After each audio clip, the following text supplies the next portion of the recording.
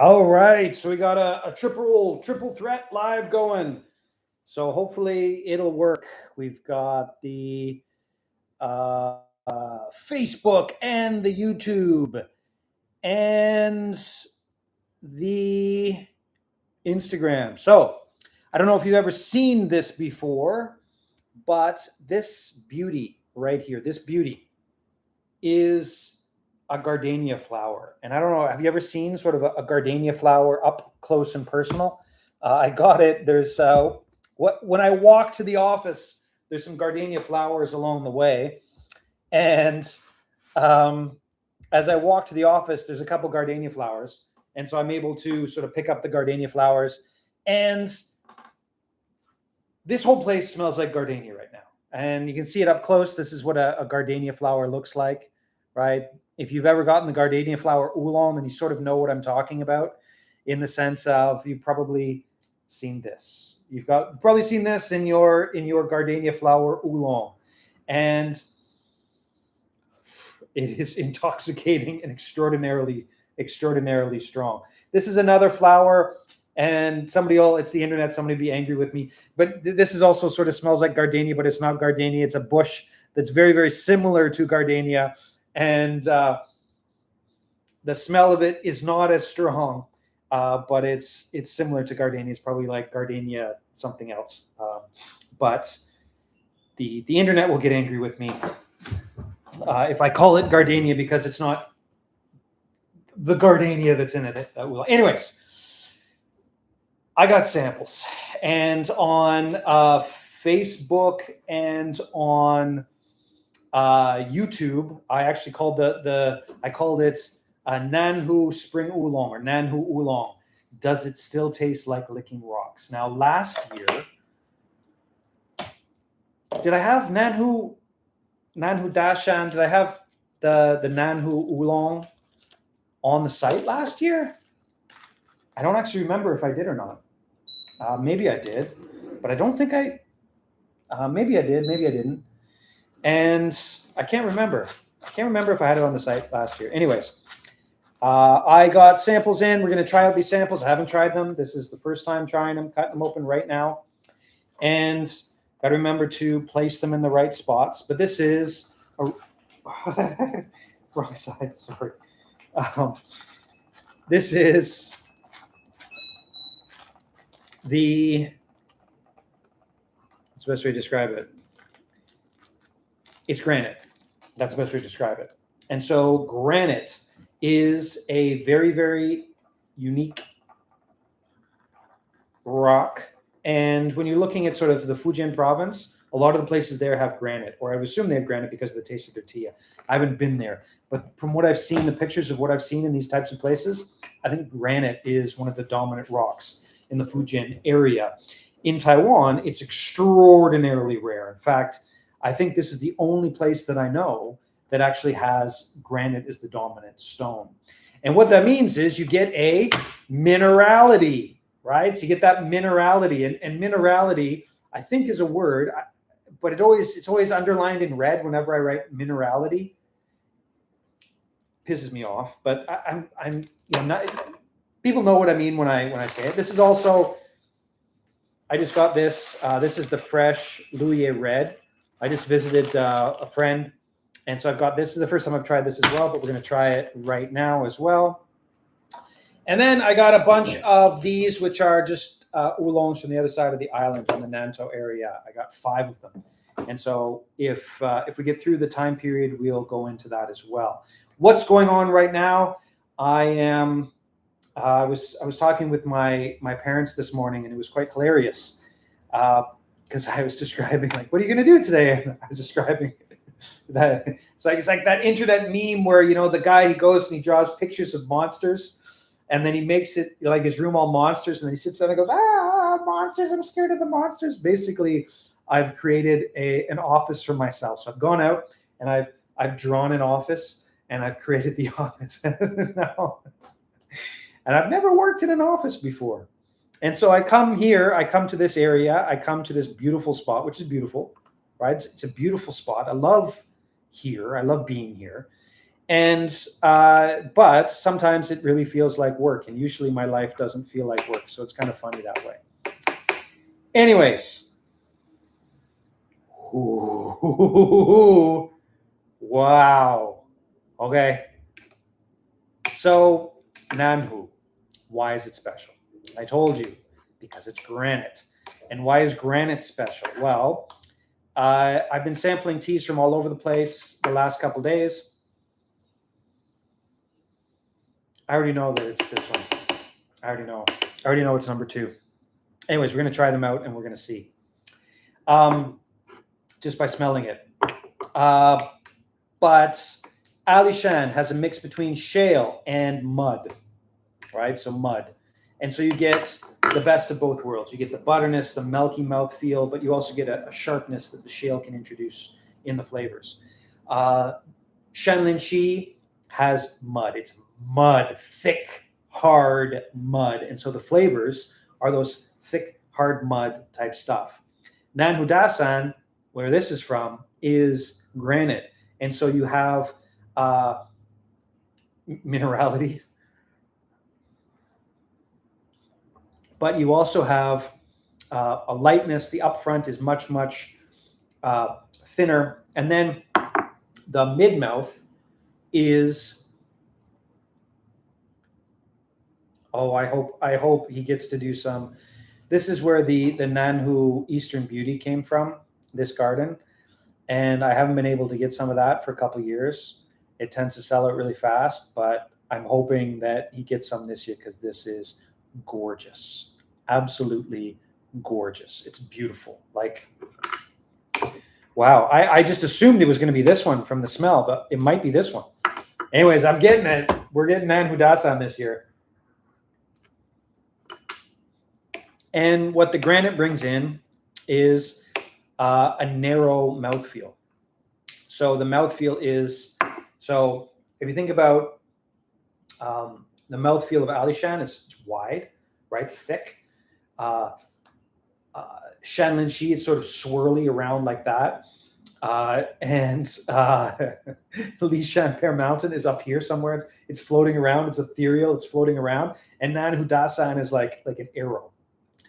And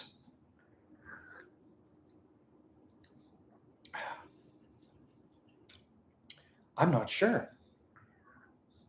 Anyways, we're getting one of them. And I've got to go through this, and I've got to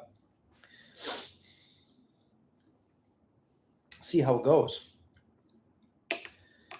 Because I'm realizing now that it's been raining the last couple of days. So the last 4 or 5 days has been raining. But I'm hoping that everything that was picked before that is just sort of beautiful. Now, this was picked on May 1st. This was picked on May 2nd.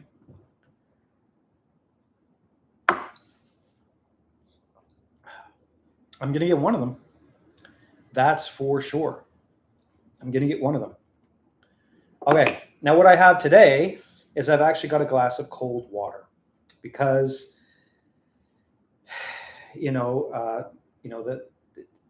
I'm sampling a lot of teas right now, huge amounts of teas.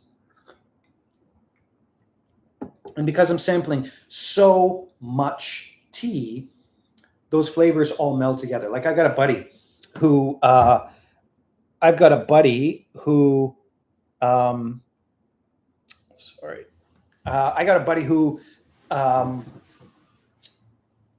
makes tea, but he makes a lot of different kinds of teas. At a certain point in the spring season, he loses his taste buds. He's just like, I got to wait a week before I can taste these teas again.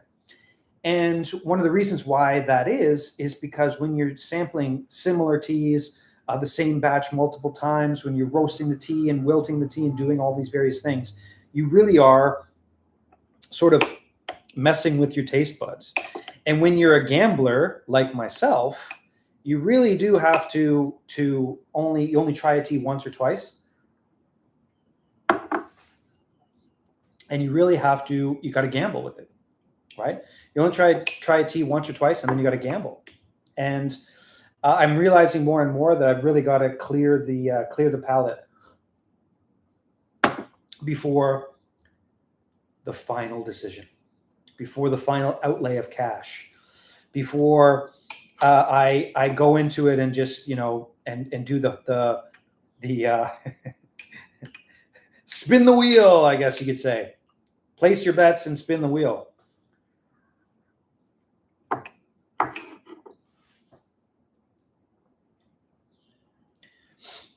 So what is the difference between these two teas? The basic difference between these two teas is a touch of oxidation.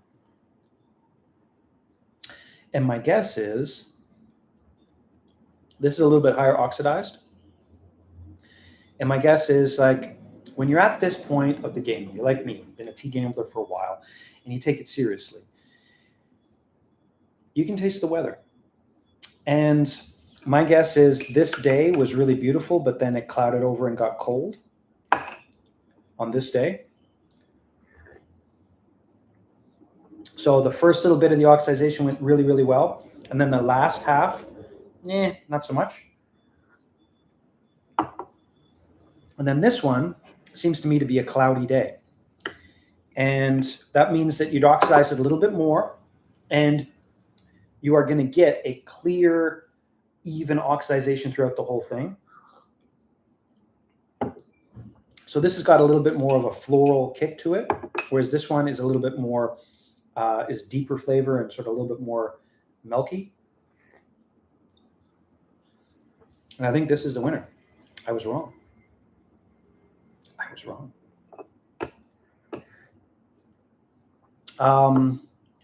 Daniel on the Instagram there, you're requesting to join in the live. Do you have a question? Is that an accident? Do you want to join in? I mean, if you want to, I mean, whatever, you can join in. You can ask a question if you'd like to join in.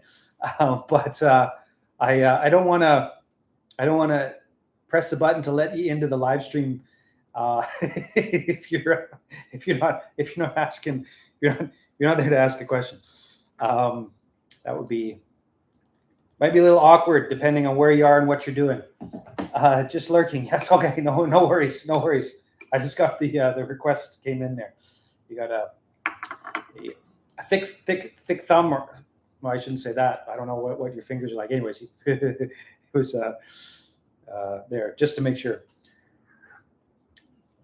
I really should do stuff like that. I haven't for a while, and the reason I haven't for a while was because I sort of opened it up a little bit, and then weird people would show up. I remember one was like of all things, a Vietnamese bubble milk tea store. So I was like, press the button, and they're looking at the screen like,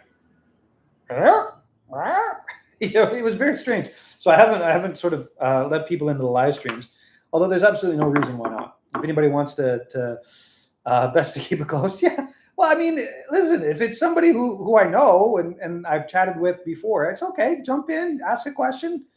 But randos, I think I'm gonna probably not do the rando stuff. And like I said, if somebody just pressed the button by accident, I don't want to be like, oh, come on in. Might be awkward if you're in a business meeting or something like that.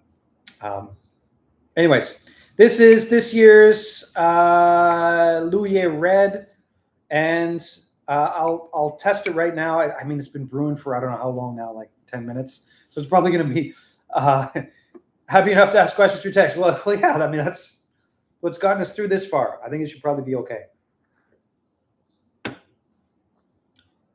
2 thumbs up. Let's see. Does it work? Yeah, there it is. So I think it works for the Facebook and for the YouTube. If you go like this, then you get hearts, and you get the fireworks. And I'm buying some of this. Now I'm going to let it cool down as well.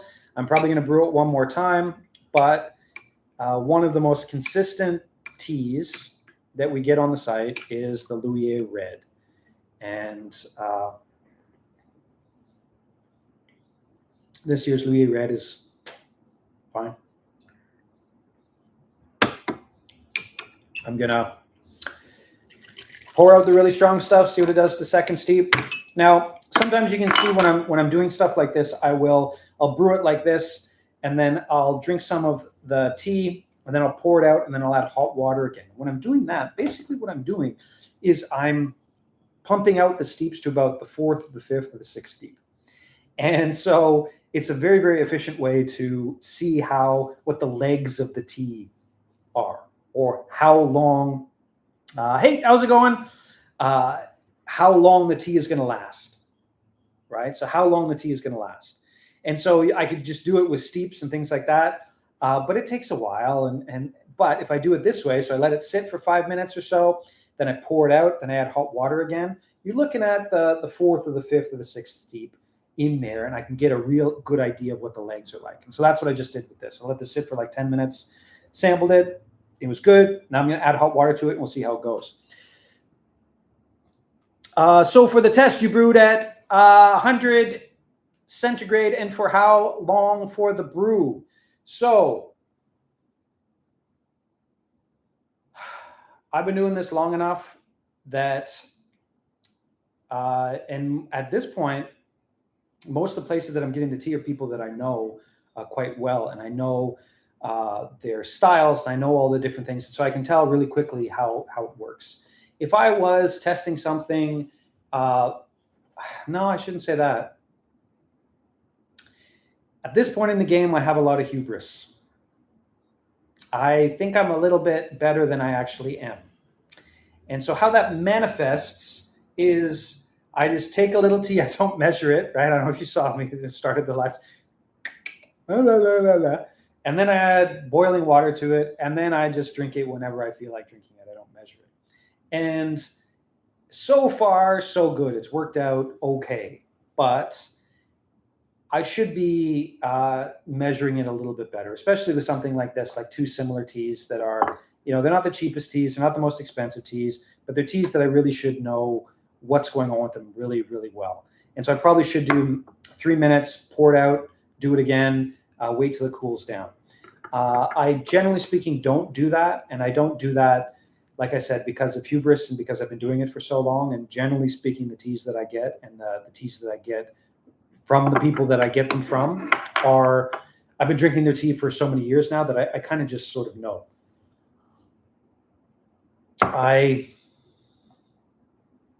There's a lot of the quote unquote tea master folks, and I kind of feel sorry for them sometimes, because they say things like, I don't care about the producer. That's a subtext. They say that every year is different, and I just sample all the teas, and one year producer's good, the next year it's bad, and I don't care. I don't buy their tea. I feel bad for those types of folks because it's exhausting. It's exhausting, and you don't build relationships with people. It's so mercenary, and it's. I guess it kind of works in the context of, say, for example, like a pour tea cake. If you're blending, that would work. But if you're looking at a high mountain oolong, if you find a producer who's good, who has clean tea, come on. If their tea didn't work out, if their tea is bad, everybody else in the area is going to have bad tea too, because it's a weather thing. Right? It's a weather thing. And there's exceptions to that rule, of course, right? So I usually get every area I get 2 or 3 different teas, but more often than not, you're tasting the tea master. You're not tasting something unique. Like the pictures you see of somebody sampling like 1,000 different teas, and they're like, this. I build relationships with the farmers. I think it's much more sustainable that way. Yeah. So it's a little darker this year, and I'm going to go through it, and I'm going to quality over quantity. Absolutely. Now, the people who do that would argue you have to get the quantity of samples before you get the quality, which is fair, right? I'm not against that. I don't say that's wrong. But at the same time, it's like, why am I doing this? Am I doing this to be a tea mercenary? Am I doing this to get, an extra 5% off because I found a new producer and then I can make more money? That's not why I'm doing this. right? I'm not doing that. I'm doing this because I want to meet good people and share good tea and that I trust and can put my name beside and help them and help their communities, and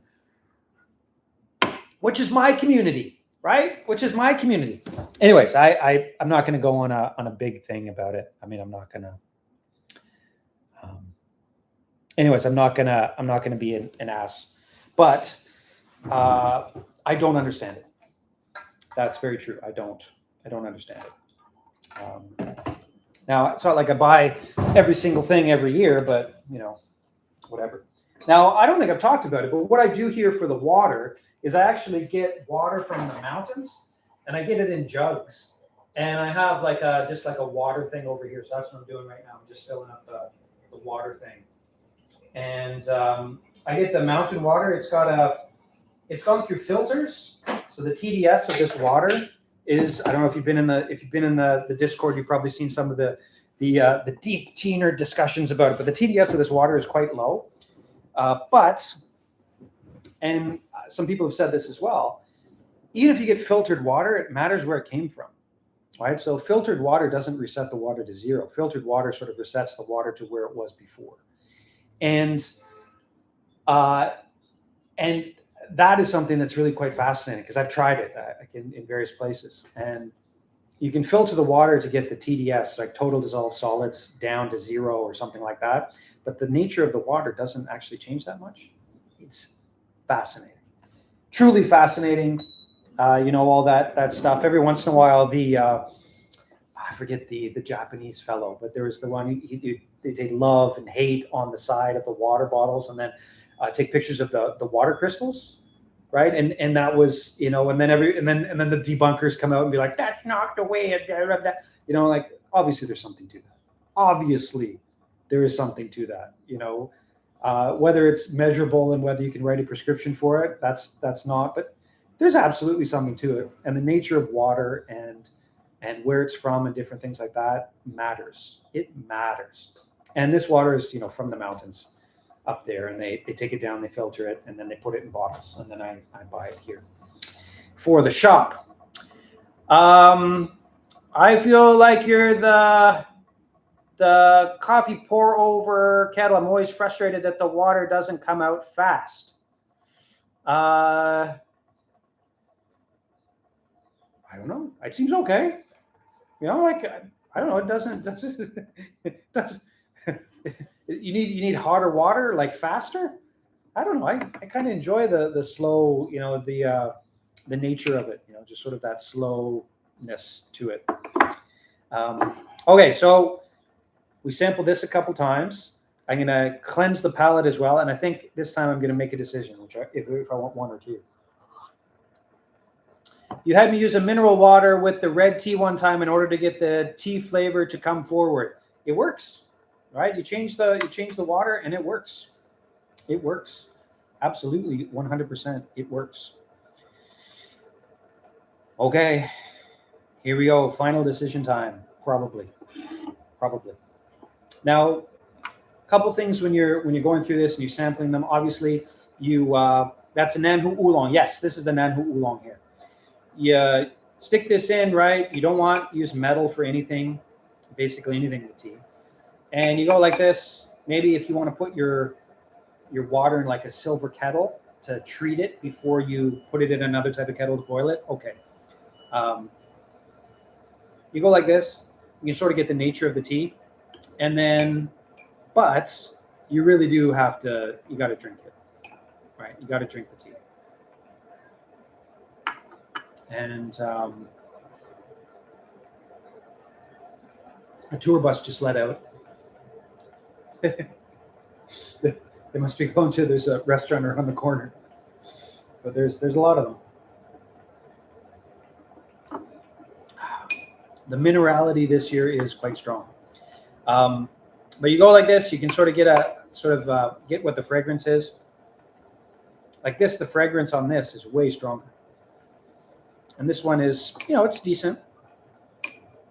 Oh, wow. The aftertaste on this is gorgeous. But let's see this one.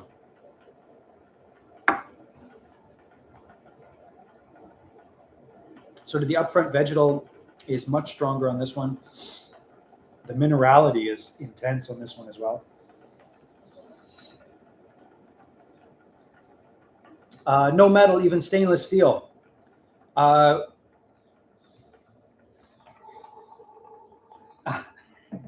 just meant sort of in this type of stuff. To boil it is really hard not to boil it in stainless steel. But I find if you boil in the silver teapots, it tends to make the flavors too sharp. But if you put, and I don't have one, right? If you put the water in the silver, and then you put it in the stainless steel to boil it, and then you use porcelain or clay to brew, that seems to be the best bet, because the actual silver sort of clay pots or the silver teapots, they're intense. You don't want to mess around with those because you can really mess up the water with those teapots, in the sense of bringing out some really sharp metallic flavors and really sharp florals with those. So sharp I brought out the bird finger, right? And like seriously sharp flavors. So you have to be careful. And CY Chen, and he's one of my litmus tests for a real. He likes to control everything. He does a really good job doing that. But what he does is he has a silver pot, and he puts the water in the silver pot, and then he will boil it. Oftentimes he actually has like a clay pot that he boil it in. But he also uses stuff like this. But anyways, and then after that, when it's boiled, you pour it over the tea and use it in the tea. Firm and fast rule though is you don't want to be brewing, like I don't think the tea should be touching any metal at any point in your ball game. Absolutely not. Absolutely not. The exception, of course, would be something like, because there's always an exception, right? The exception would be something like this. Oh, I don't have it with me. But you can get the glass cups with the metal top, and then the tea will brew in there, and then you can pour it out, and the metal top. Well, I'll show you. I'll just get it here. Look, this. I sell them here, but no one has ever bought one. In fact, no one has ever bought anything other than the tea, but something like this. This is the Oolong, right? So something like this. That works actually quite well for brewing the teas, right? For the sort of the grandpa style, and then you just pour it out like that. Works really well. Anyways, any questions about that, or if anybody disagrees, then throw it in the comments. But that's sort of the way I deal with that stuff. And am I at that level yet? I'm not at that level of presentation yet. I still think that the teas that I offer, the teas that I have on the site are they just sort of speak for themselves, basically. Do you sell those? I sell them here. And if you want to get them, I would recommend looking for the brand name. And again, I'm a good salesman. I really am. But usually when I do these live streams, I want to be like, you can't buy any of the teas that I'm drinking yet. And I don't have this on the website. But I would highly recommend looking into this if they ship to wherever you are. Or there might be somebody who has them. And the thing is, okay, here's the deal. So it's Oolong. Oolong. E-I-L-O-N-G. Oolong. And they're super famous here. Like they're like a super famous brand here in Taiwan. And they're awesome. They're spectacular. They really are for that type of stuff. And I don't sell them. And the reason I don't sell them is because they don't actually give me, like if I buy like 10 of them or whatever, above 10, they give you like 10% off. And then so, if I'm going to buy them and repackage them and risk shipping them around the world, it's just, the math just doesn't math for me. And so I have them here in the shop, mostly because I like them, and I have two like quasi teenage boys at home, and so sometimes I need new glassware. And so if I buy 10 of them cheap, then I'm like, oh, damn it! Can you just it's okay. I got another one at the shop. So I bought a bunch of them, but no one's ever bought them here. But Oolong, I highly recommend them for basically everything. They're great. A lot of their stuff is, they do a lot of coffee stuff as well, and a lot of their stuff is like pastel colors, not really my style, and so I don't really have very much of the stuff around, but stuff like that is amazing, gorgeous, beautiful stuff. And I probably should sell them, but yeah. Are you finished publishing the Storage Wars teas? I made a really big order of them a few days ago. Super excited to try them all. I have finished for the time being, but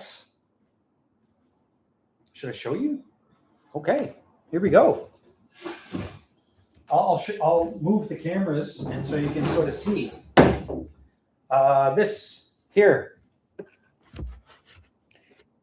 This is one of the storage areas where the Storage Wars teas are, and it's 2 levels. All right, so I've got 2 levels, and in here are, like this one here is an electric mid-roast Dong Ding from the 2010s. It's got roast and coconut. It's rated 8 out of 10. It's very good, and I have not put that on the website yet. What's over here? 2010's aged Dong Ding, re-roasted February the 10th for 2 days at 50 degrees. Decent, mostly fruit and clean. 6.5 out of 10. And so I have dozens upon dozens of teas in here. This is a crappy Four Seasons that I roasted for like 18 days, and it didn't get any better. And so the Storage Wars teas, I still got plenty of. I've still got plenty of. I've still got plenty of. They got plenty of legs. They got plenty of legs. The Storage Wars teas, and so I don't have any plans on releasing any of them in the next couple days. But the Baozong, what I'm going to do is I'm really going to do like a serious. The next thing I'm going to do is the Baozong. So I'm going to do a really serious, like find out all the different Baozongs, estimate their age, do a deep dive into their flavors and their chi. Like there was one Baozong somebody asked me about. They wanted to try an aged tea, so I pulled out a Baozong, and it's this Baozong that gets you so tea drunk, like just insane. And I gave it to the various people that were sitting around, and one of the guys, there was a younger guy from Germany, and he was just like, oh. And then the guy, there's a Taiwanese guy sitting over here, and he started like trying to lecture the German guy about what to do with his life. And then I sat in the middle, and I just went on this rant about government schools and education. And so we're all just hammered. We're all just hammered. It's a really strong tea, like a really, really like tea drunk tea. And and so I've got a bunch of these Baozongs, but that's going to be the next thing. If you want to try the Baozongs, I think there's still some left on the site. There's still some left on the site in the taster set, the vertical tasting. And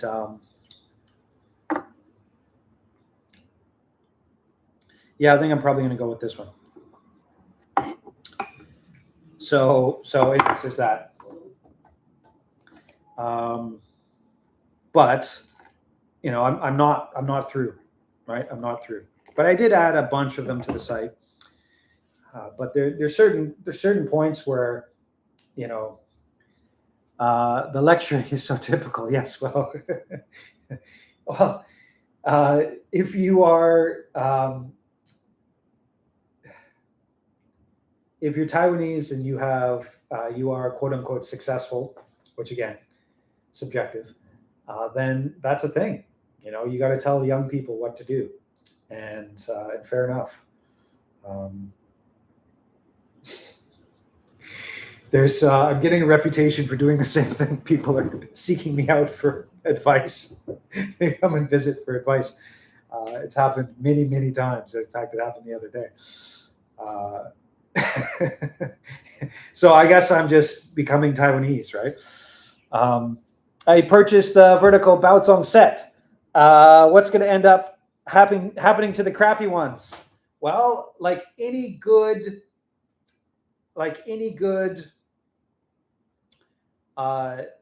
tea gambler, I'm just going to stick them on a shelf and then come back to them in 10 years and sell them again as some magical roasted, like, and we'll just see what happens. All right. So the crappier teas, I'm just going to stick them on a shelf, and 30 years down the road, maybe we can just keep them back, and then my grandchildren can sell them and buy a house, right? Who knows?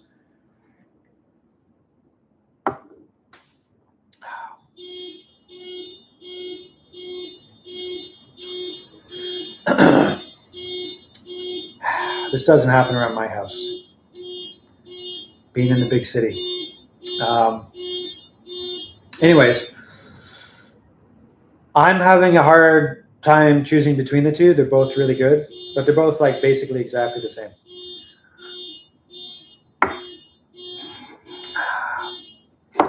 There you go. So, yeah. Questions about anything? Any questions? Like I said, the Storage Wars teas that don't pass the test, they're just going straight back to the shelf, and they've broken their vacuum seal, but I'm just gonna age them and see what happens. Right? Just gonna age them and see what happens, and I won't really release them.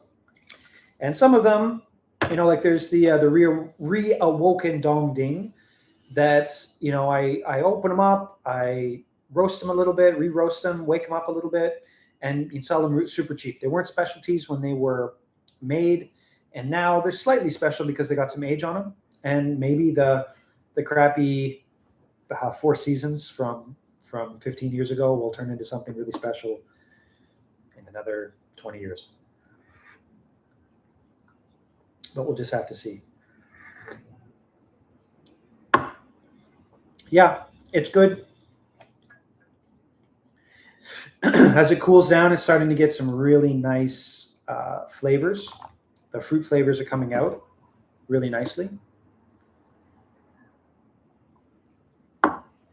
And it'll also settle down as it ages a bit. So as it ages a bit, with the heavily oxidized teas, it'll settle down a little bit. I don't really know about Nanhu. Is the soil very rich with minerals? It's I hesitate. I don't know how to answer that question, because I don't know what everybody's definition of minerals is. I don't know what the definition of minerals should be, but it's different because it's granite. And the granite is, I think, most of Fujian, or a lot of Fujian province right there. So you get that minerality in the teas from the Nanhu area that you don't get in any other tea region in Taiwan. Right? So no other tea region in Taiwan has it. AC, thank you very much for the order. Somebody just ordered some tea.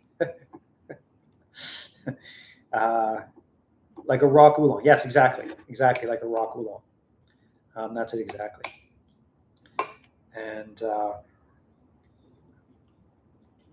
as you go through the steeps with these into the further steeps, it's about the same.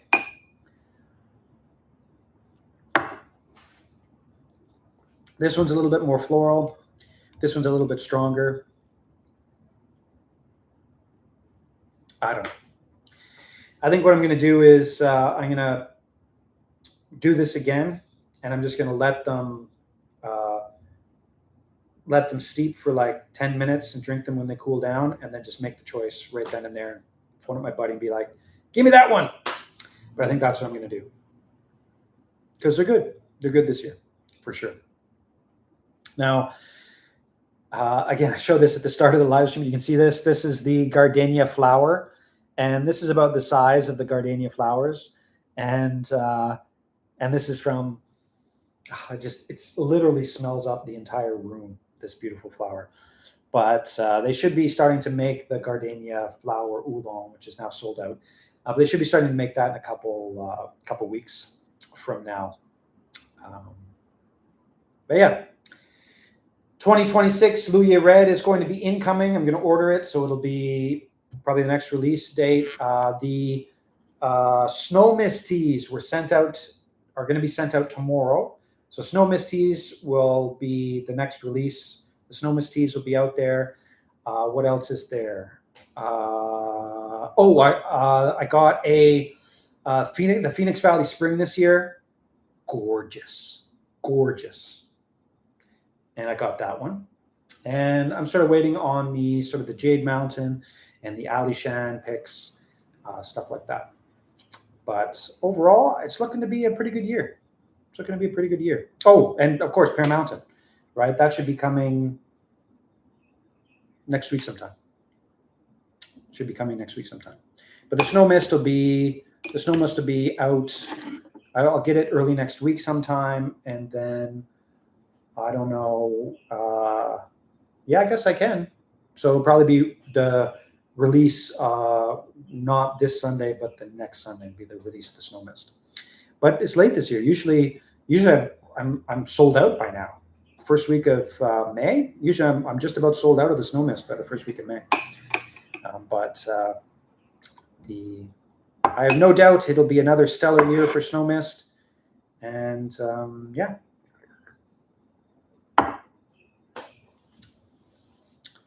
Oh, and I got the Alpine Spring. So the Alpine Spring should actually be probably arriving today.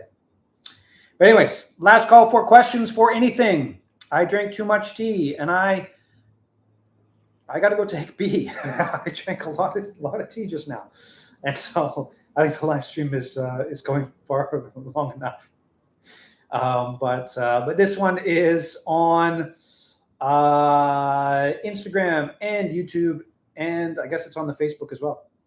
But anyways, I guess that's it for now. Wherever you are in the world, I certainly hope you have an amazing morning. I hope you have an amazing night. I hope you sleep well. I hope you have an amazing day tomorrow. Thank you for supporting us. I'm happy you enjoy the teas. I'm also hoping that out there, if you're in the Northern Hemisphere, that spring has finally arrived for you, or that it's coming really soon. Thank you for watching, and we'll see you next live stream. My dad's name is Chris, and he loves your teas too. Awesome. Well, thank you for the family support, and I'm glad you enjoy the teas. Okay. See you next live stream. Bye-bye.